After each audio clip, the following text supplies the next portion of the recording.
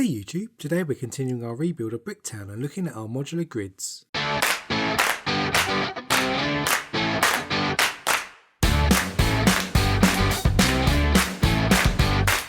Hey everyone and welcome to Brick Talk TV, hope you're well.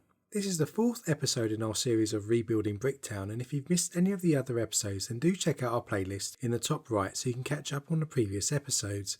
And I'll also put a link in the description below to the playlist. In today's episode, we're going to be taking a look at the grid frames that we need to construct in order to build the foundations upon which we'll place our modular buildings. At this point, do remember to hit that like button and hit subscribe to join our ever-growing LEGO community. Given the new road plates are thicker than the previous road plates, we need to elevate our modular buildings so they line up properly, and the grids will allow us to do that. Before we get into the construction of these grids, a big shout out to Robin Hood Bricks who inspired me around the use of these grids and how they are constructed. I'll also stick a link in the description below so you can see the video that he used on his grid system. But back to our video, let's jump into Studio quickly to remind ourselves of the grids and the layout. Here you can see how they will be placed around Bricktown, and it will probably be necessary to modify these as we start to build the real thing, as we'll probably need to adjust for different sizes that we haven't allowed for here in the studio. You'll also notice in Studio here that I just used dark bluish grey parts. But when purchasing the parts, I decided to reduce the price by choosing parts of various colours that were cheaper, just to reduce the overall cost. These pieces won't be seen by the naked eye, so it doesn't really matter what colour that you use, and it doesn't even really matter what kind of parts you use, as long as you have the right parts to build a grid. Now let's jump into the grid construction itself. We'll be building two grids in real time, and then I'll speed up the constructions of the other, so you get an idea of how many grids we're building. We start with 7 2x16 plates in tan colour.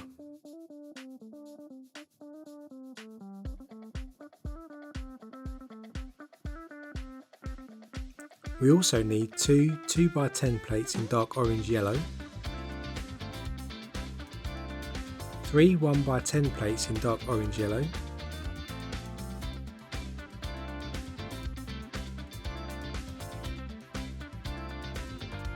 single lime green semicircle, 4 mid-azure 4x4 quarter circle plates, and a single 2x2 round plate in red. You can of course, as I mentioned, use any colour and any parts as long as you create a grid that elevates your modulars. Robin Hood used various wedge parts for examples as those were left over from previous constructions, which makes it even cheaper for you to construct. So let's take a 2x16 plate and a 2x10 plate and stick them together with a 1x10 plate.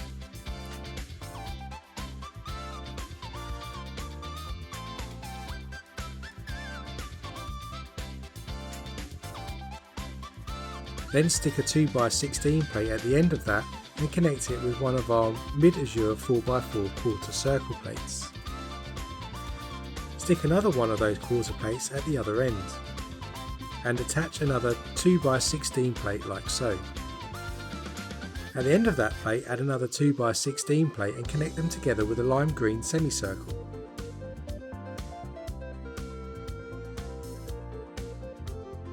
Under the 3 studs overhanging from the semicircle, attach another plate of 2x16 length underneath, so the plate points into the centre of our grid. This will help support the weight of the modular in the middle so it doesn't sag. At the end of our grid side, let's add another 2x16 plate and connect that with a quarter circle plate.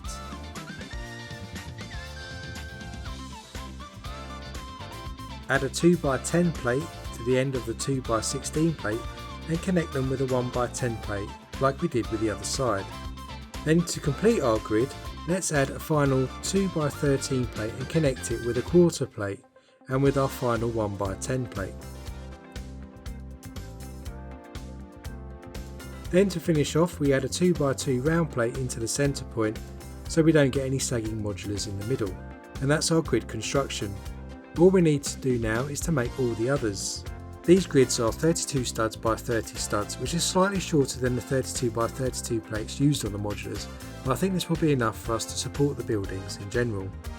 So let's repeat the build again in real time.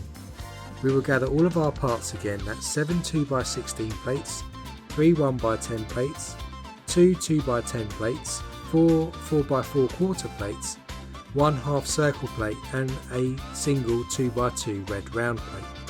Let's grab a 2x16 plate and a 2x10 plate and connect them with a 1x10 plate again. Then we will add our quarter plates at either end.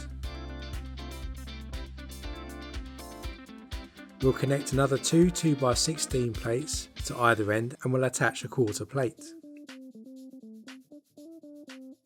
Now let's add another 2x16 plate and to the end of those existing 2x16 plates and attach it with a 1x10 plate.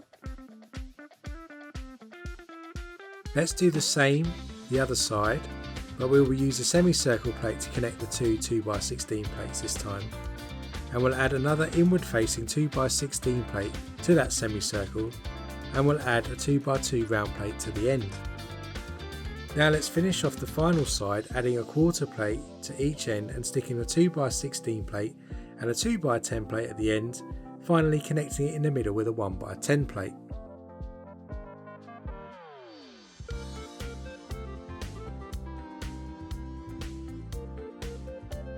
And that's our second grid constructed. We have quite a few plates to get through, so now let's speed up the final grid constructions.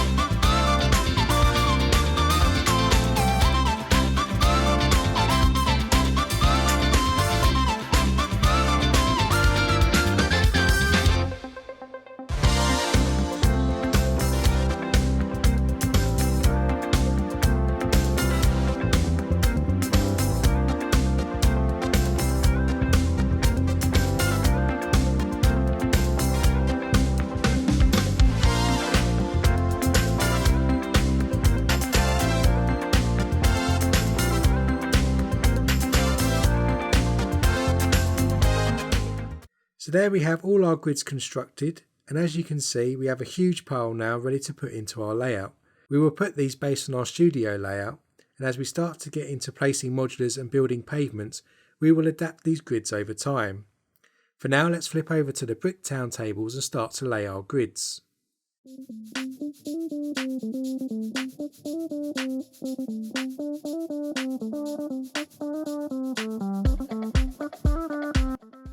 Laying the grids at the far loop, we have to swap a 16x16 road plate out for an 8x16.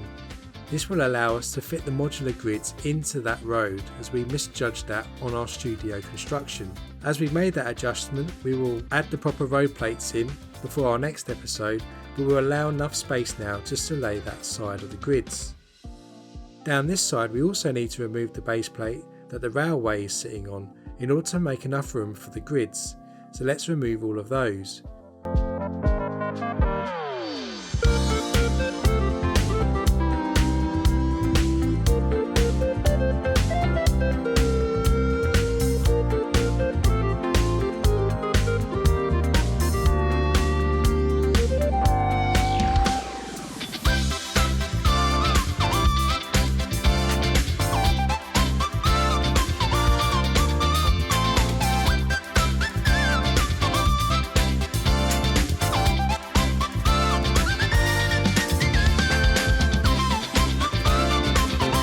We may also need to adjust the level crossing pavement here as well to allow the grids to lay flat. As you can see here, the far corner is currently resting upon the paving.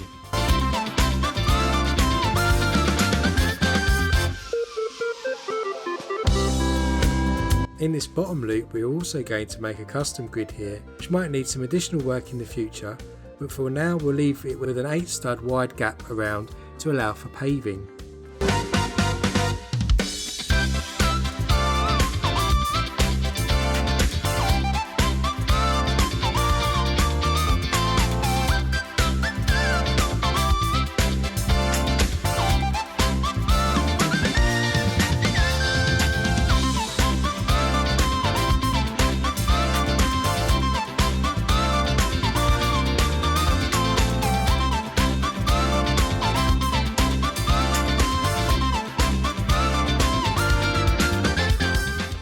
So that's all of our grids in today's episode.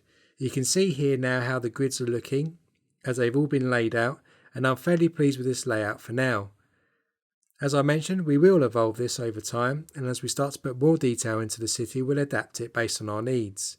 In our next episode, we'll start connecting the road plates to the foundations of the sidewalks and get ready for our paving, where we'll actually start connecting our grids to the modulars and to the paving itself. So join me next time. If you enjoyed this video, do hit that like button so more people get to see it, and hit that subscribe button with the bell notification turned on to be alerted of our next episode in this rebuild of Bricktown series. And until next time, stay safe and I'll see you then.